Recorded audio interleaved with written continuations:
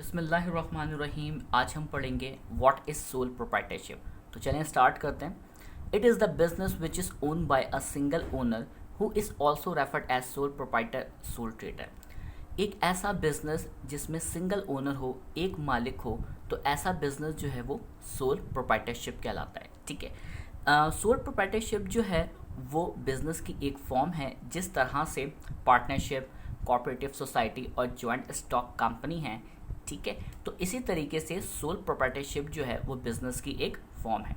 एक ऐसा बिजनेस जिसमें एक मालिक हो, सिंगल ओनर हो, तो ऐसा बिजनेस कहलाता है सोल प्रोप्राइटरशिप। एग्जाम्पल देखते हैं, salon, medical store, tutor.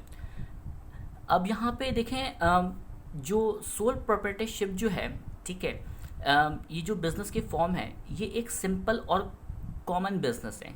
ठीक है। इसकी जो है हमारे पास मल्टीपल एग्जांपल्स हो सकती हैं। मैं आपको एक एग्जांपल देके समझाता हूँ कि देखें, एक मिस्टर रेहान है, ठीक है, उनका अपना मेडिकल स्टोर है और मिस्टर रेहान जो हैं वो सिंगल ओनर हैं अपने मेडिकल स्टोर के। ठीक है। तो ये जो बिज़नेस की फॉर्म होगी, ये जो बिज़नेस की जो फॉर्म है ये सोल प्रोप्राइटरशिप कहलाएगी, जबकि मिस्टर रेहान साहब हैं वो सोल ट्रेडर या सोल प्रोप्राइटर कहलाएंगे। अब कुछ बात कर लेते हैं इसके एडवांटेजेस के बारे में। Advantages of the sole proprietorship: easy and inexpensive to start and close.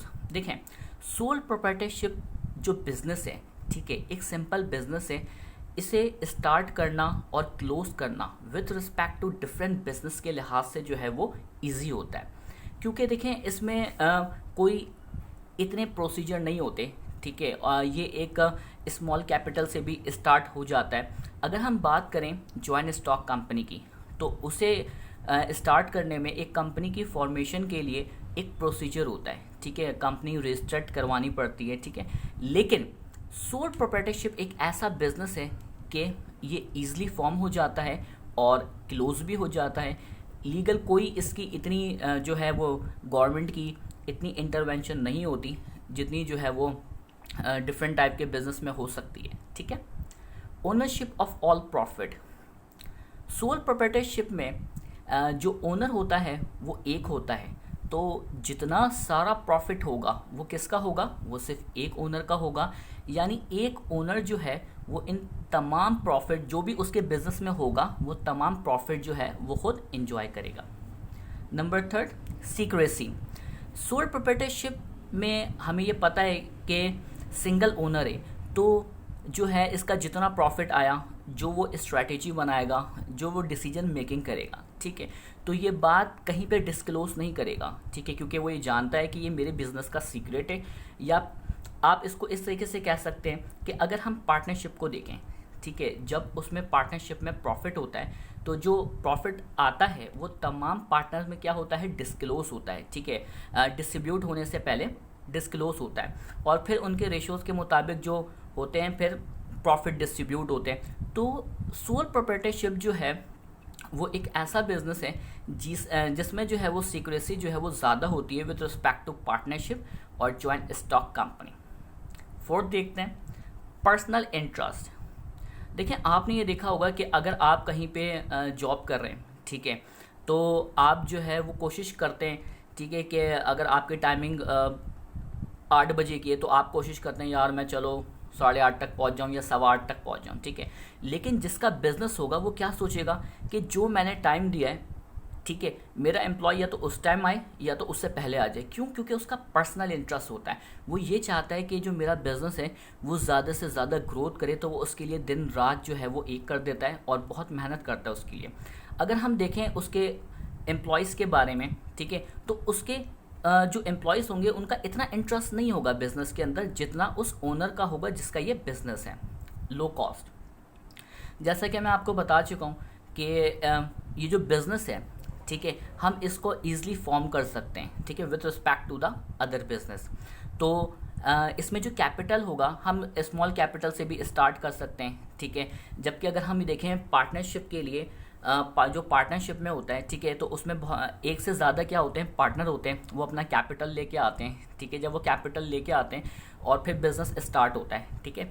तो और जॉइंट स्टॉक कंपनी में भी क्या होता है, लो बिज़नेस से मतलब हम जो है वो लो कॉस्ट से स्टार्ट इतना नहीं कर सकते जितना जो है हम सोल प्रोप्राइटरशिप जो है वो बिज़नेस स्टार्ट कर सकते हैं, ठीक है।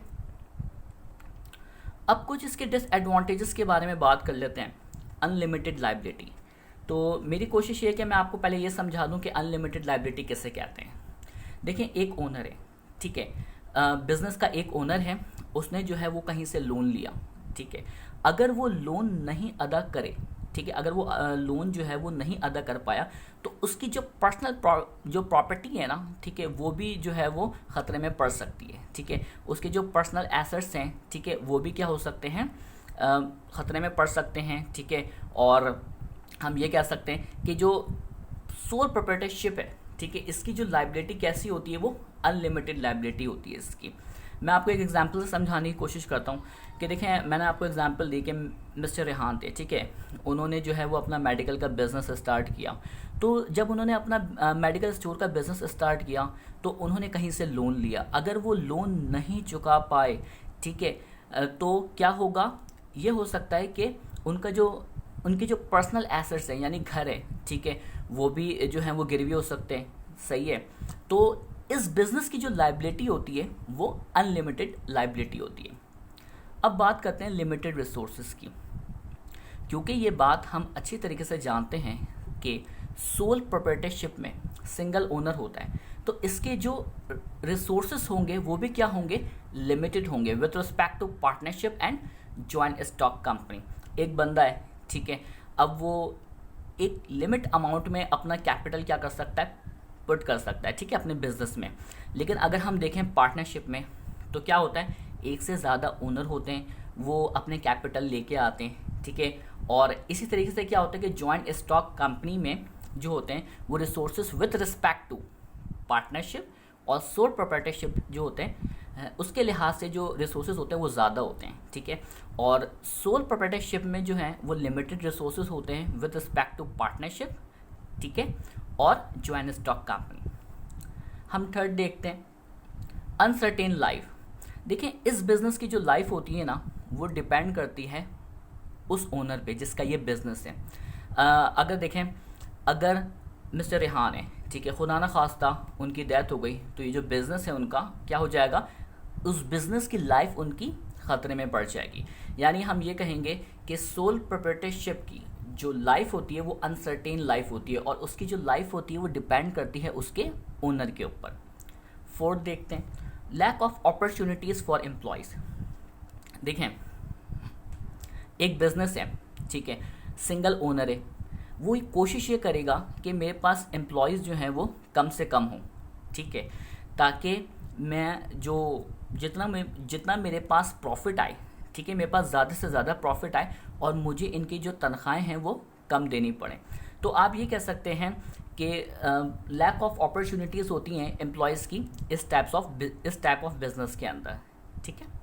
अब बात करते हैं लिमिटेड साइज़ की। जब अगर हम ये देखें कि सोल प्रोप्राइटरशिप बिज़नेस में जब लिमिटेड रिसोर्सेज होंगे, ठीक है, तो साइज़ भी क्या होगा, बिज़नेस का कम होगा, ठीक है। लिमिटेड साइज़ में इस लिहाज से कह सकता हूँ, देखें, आप ये कह सकते हैं कि एक बंदा, ठीक है, कितना अपना बिज़नेस ग्रो कर सकता है, सही है, एक लिमिट तक ही करेगा। लेकिन अगर हम बात करें पार्टनरशिप की तो उसमें एक से ज़्यादा पर्सन होते हैं, ठीक है, वो कैपिटल ज़्यादा लेके आएंगे, उनका बिज़नेस जो है वो ज़्यादा ग्रोथ करेगा with respect to sole proprietorship. और अगर हम जॉइंट स्टॉक कंपनी की बात करें, ठीक है, तो उसमें शेयर होल्डर्स होते हैं, ठीक है, तो इसका जो जॉइंट स्टॉक कंपनी होती है उसका जो साइज़ होता है वो सोल प्रोप्राइटरशिप से भी ज़्यादा होता है, ठीक है, और पार्टनरशिप से भी ज़्यादा होता है। लेकिन ये जो सोल प्रोप्राइटरशिप है इसका साइज़ जो होता है वो लिमिटेड साइज़ होता है with respect to partnership and joint stock company. Thank you.